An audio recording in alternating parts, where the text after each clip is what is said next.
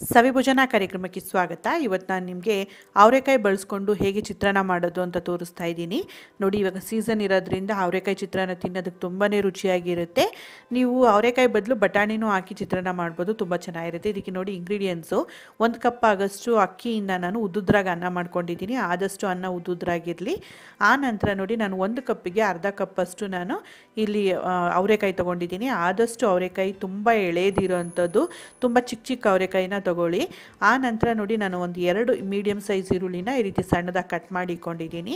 ನಂತರ ನೋಡಿ, ಒಂದು 5 ರಿಂದ 6 ಹಸಿಮೆಣಸಿನ್ಕಾಯಿ ನೀವು ಖಾರಕ್ಕೆ ತಕ್ಕಾಗಿ ನೀವು ಹಾಕೊಬೋದು. ನಂತರ ಒಂದು ಸ್ವಲ್ಪ ಕರಿಬೇವಿನ ಸೊಪ್ಪು, ಒಂದು ಅರ್ಧ ಹೋಳಷ್ಟು ನಿಂಬೆಹಣ್ಣು ತೊಗೊಂಡಿದ್ದೀನಿ. ನಿಮ್ಗೆ ಹುಳಿ ಅಂಶ ಸ್ವಲ್ಪ ಜಾಸ್ತಿ ಬೇಕು ಅಂತಂದರೆ ಇನ್ನೊಂದು ಸ್ವಲ್ಪ ಆ್ಯಡ್ ಮಾಡ್ಬೋದು. ನಂತರ ಒಂದು 1/4 ಕಪ್ಪಷ್ಟು ಹಸಿ ತೆಂಗಿನಕಾಯಿನ ತುರಿದಿಟ್ಟಿದ್ದೀನಿ. ಸ್ವಲ್ಪ ಕೊತ್ತಂಬರಿ ಸೊಪ್ಪು ಕಟ್ ಮಾಡ್ಕೊಂಡಿರೋದು, ರುಚಿಗೆ ತಕ್ಕಷ್ಟು ಉಪ್ಪು.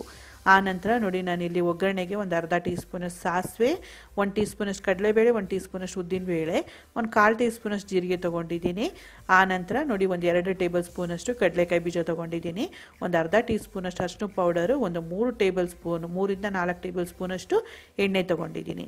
ಬನ್ನಿ ನೋಡೋಣ ಇದು ಮಾಡೋ ವಿಧಾನನ.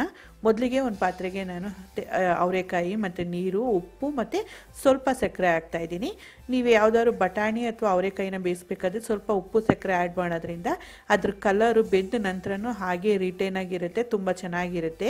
ಈ ರೀತಿ ಚೆನ್ನಾಗಿ ಕುದಿ ಬರಬೇಕಾದ್ರೆ ಒಂದು ಮೀಡಿಯಮ್ ಫ್ಲೇಮ್ ಇಟ್ಟು ಮೇಲೆ ಮುಚ್ಚಿ ಇದನ್ನು, ಇಲ್ಲ ಅಂತಂದ್ರೂ ಮೆತ್ತಗಾಗೋ ಥರ ನೀಟಾಗಿ ಬೇಯಿಸ್ಕೊಬೇಕು. ನೀಟಾಗಿ ಸಾಫ್ಟಾಗಿ ಆಗಲಿ, ಯಾವ ರೀತಿ ಅಂತ ನಿಮಗೆ ತೋರಿಸ್ತೀನಿ. ನೋಡಿ, ಇವಾಗ ಬೆಂದು ಇದರಲ್ಲಿರೋ ನೀರೆಲ್ಲ ಡ್ರೈ ಆಗಿದೆ. ಈಗ ನೀವು ತೆಗೆದು ನೀವು ಕೈಯಿಂದ ಒಂದು ಸ್ವಲ್ಪ ಮುಟ್ಟಿದ್ರೆ ಸಾಕು, ಅದು ನೀಟಾಗಿ ಇದಾಗಬೇಕು. ನೋಡಿ, ಇಷ್ಟು ಸಾಫ್ಟಾಗಿ ನೀವು ಬೇಯಿಸ್ಕೊಂಡಿರಬೇಕು. ಯಾಕಂದರೆ ಇದನ್ನು ಎಣ್ಣೆಲಿ ಹಾಕಿ ಸ್ವಲ್ಪ ಫ್ರೈ ಮಾಡಿದಾಗ ಅದೊಂಚೂರು ಹಾರ್ಡ್ ಆಗುತ್ತೆ.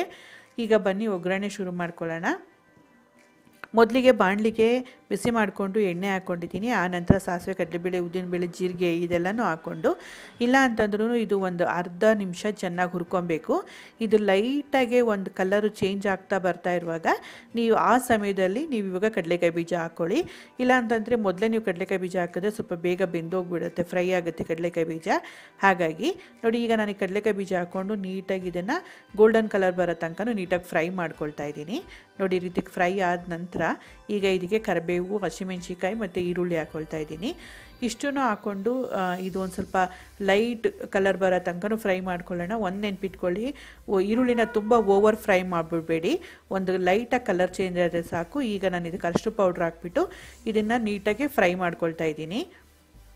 ನೋಡಿ, ಈ ರೀತಿ ಫ್ರೈ ಆದಮೇಲೆ ಓವರಾಗಿ ಈಗ ನಾನು ಇದಕ್ಕೆ ಬೇಯಿಸಿರೋಂಥ ಅವರೆಕಾಯಿ ಏನಿದೆ ಅದನ್ನು ಹಾಕ್ಕೊಂಡು ರುಚಿಗೆ ತಕ್ಕಷ್ಟು ಉಪ್ಪು ಆ್ಯಡ್ ಮಾಡ್ಕೊಳ್ಳೋಣ. ಈಗಲೇ ಇದು ಅವರೆಕಾಯಿ ಹಾಕ್ಕೊಂಡು ತುಂಬ ಹುರಿಯೋದಕ್ಕೆ ಹೋಗಬೇಡಿ, 1 ಸೆಕೆಂಡಿಗೆ ಸಾಕಷ್ಟೇ. ಈಗ ನೀಟಾಗಿ ರುಚಿಗೆ ತಕ್ಕಷ್ಟು ಉಪ್ಪು ಮತ್ತು ಹಸಿಕಾಯಿ ತುರಿ ಮತ್ತು ಕೊತ್ತಂಬರಿ ಸೊಪ್ಪು ಹಾಕ್ಕೊಳ್ತಾ ಇದ್ದೀನಿ. ನಾನು ಇದೆಲ್ಲ ಆ್ಯಡ್ ಮಾಡಬೇಕಾದ್ರೆ ಗ್ಯಾಸ್ನ ಕಂಪ್ಲೀಟಾಗಿ ಆಫ್ ಮಾಡಿದ್ದೀನಿ. ಇದು ಆಫ್ ಮಾಡಿದ ನಂತರ ಇವಾಗ ನಾನು ಹಸಿಕಾಯಿ ತುರಿ, ಕೊತ್ತಂಬರಿ ಸೊಪ್ಪು ಮತ್ತು ನಿಂಬೆ ರಸ ಇದೆಲ್ಲನೂ ಹಾಕ್ಕೊಂಡು ನೀಟಾಗಿ ಮಿಕ್ಸ್ ಮಾಡ್ಕೊಳ್ಳೋಣ. ನೋಡಿ, ನೀವು ಬಿಸಿಲಿ ನಿಂಬೆ ರಸ ಹಾಕಿದ್ರೆ ಕಹಿ ಕೈ ಬಂದುಬಿಡುತ್ತೆ. ಹಾಗಾಗಿ ನಿಂಬೆ ರಸ ಗ್ಯಾಸೆಲ್ಲ ಆಫ್ ಮಾಡಿಬಿಟ್ಟು ಲಾಸ್ಟಲ್ಲೇ ಆ್ಯಡ್ ಮಾಡ್ಕೊಳ್ಳಿ. ಇವಾಗ ನಾನು ಇದಕ್ಕೆ ಅನ್ನ ಏನು ಮಾಡಿಟ್ಕೊಂಡಿದ್ವಿ ಆ ಅನ್ನನ ಆ್ಯಡ್ ಮಾಡಿಕೊಂಡು ನೀಟಾಗಿ ಮಿಕ್ಸ್ ಮಾಡ್ಕೊಳ್ಳೋಣ. ನೋಡಿ, ಇವಾಗ ನೀಟಾಗಿ ಇದನ್ನು ಮಿಕ್ಸ್ ಮಾಡ್ಕೊಳ್ತಾ ಇದ್ದೀನಿ. ಈ ರೀತಿ ಮಿಕ್ಸ್ ಆದಮೇಲೆ ನಾನು ಸರ್ವ್ ಮಾಡ್ಕೊಳ್ತಾ ಇದ್ದೀನಿ. ನೀವು ಸಹ ಈ ರೆಸಿಪಿನ ಖಂಡಿತವಾಗ್ಲೂ ಟ್ರೈ ಮಾಡಿ. ಹೇಗೆ ಬಂದಿದೆ ಅಂತ ನಿಮ್ಮ ಅನಿಸಿಕೆ ಅಭಿಪ್ರಾಯಗಳನ್ನ ಕಮೆಂಟ್ಸ್ ಮಾಡೋದು ಮರಿಬೇಡಿ. ಈ ವಿಡಿಯೋ ನಿಮ್ಗೆ ಇಷ್ಟ ಆದರೆ ಲೈಕ್ ಮಾಡಿ, ಶೇರ್ ಮಾಡಿ. ಮತ್ತಷ್ಟು ಟೇಸ್ಟಿ ಮತ್ತು ಎಮ್ಮೆ ರೆಸಿಪಿಗಾಗಿ ಸವಿಭೋಜನ ಕಾರ್ಯಕ್ರಮಕ್ಕೆ ಸಬ್ಸ್ಕ್ರೈಬ್ ಆಗೋದು ಮರಿಬೇಡಿ.